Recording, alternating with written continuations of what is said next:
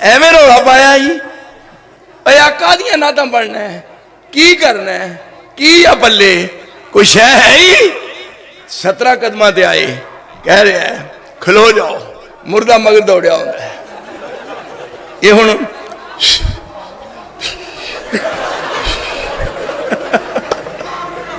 जे उन्हें आना नहीं सी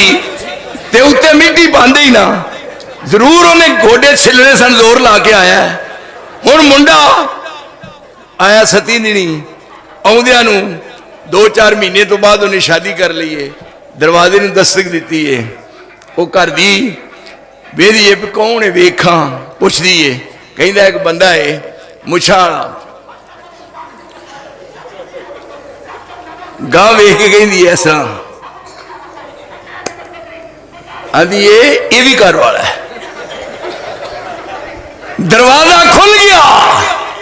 और बरेलवी बनने वास्ते बेवकूफ होना जरूरी है इत्थे हुण पहला निकाह होया उधरों दूजा आ गया जनानी एक ते खसम दो फिर मुंह तेरे जमन दे